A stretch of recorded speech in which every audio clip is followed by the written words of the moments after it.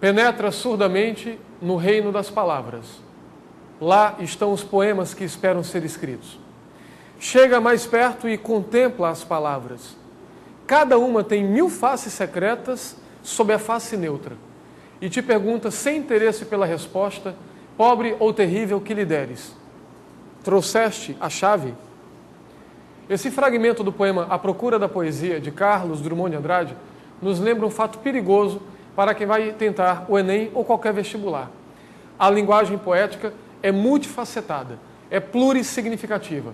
Ela nos lembra sempre as equações de Einstein, a relatividade, os heterônimos de Fernando Pessoa, ou mesmo o cubismo de Pablo Picasso, em que o mesmo objeto é observado sob vários ângulos ao mesmo tempo. Como, então, enfrentar essa linguagem? Ora, voltemos ao poema. Penetra surdamente no reino das palavras. O penetrar surdamente subentende que eu não carrego para o poema impressões externas. Não há nada extra-texto. Eu não devo supor. Lá estão os poemas que esperam ser escritos. E lidos, e interpretados, e compreendidos. Chega mais perto, ou seja, tenha atenção, aproxime-se com cuidado, releia, no mínimo 3 leituras do texto. Contempla as palavras. Olhar é uma coisa, ver é outra, contemplar é outra. Contemplar a palavra é perceber os seus intertextos, as suas outras camadas, as suas outras significações. Cada uma tem 1000 faces secretas sob a face neutra. É isso que nós chamamos de polissemia. A diferença entre a linguagem informativa e a linguagem poética reside exatamente aí. A poesia, a linguagem literária, ela não tem necessariamente que transmitir conteúdos, passar informações. Quem faz isso é o jornalista, o cientista, aquele que quer transmitir um conteúdo referencial. O poeta deve tocar o leitor. O poema é uma máquina de comover, ou como dizia Verlaine, la machine de mouvoir, a máquina de comover. Então, cada palavra tem 1000 faces secretas sob a face neutra. E aí a parte final do poema. E te pergunta, leitor, sem interesse pela resposta, pobre ou terrível que lhe deres, trouxeste a chave? Essa pergunta que cada palavra faz ao leitor nos lembra o mito grego da esfinge, que pergunta ao passante da estrada um enigma, lança o enigma, e pergunta a Édipo, que acerta e a obriga a lançar-se no abismo. A chave do enigma é: você é capaz de me compreender? Você é capaz de perceber além do óbvio, além da superfície? Um exemplo disso. Uma frase banal, aparentemente, de um poema de Fernando Pessoa, diz: navegar é preciso, viver não é preciso. De novo, navegar é preciso, viver não é preciso. Numa leitura superficial, o aluno ou a aluna pode pensar: essa frase é absurda, é incoerente. Como é que eu vou navegar se não viver?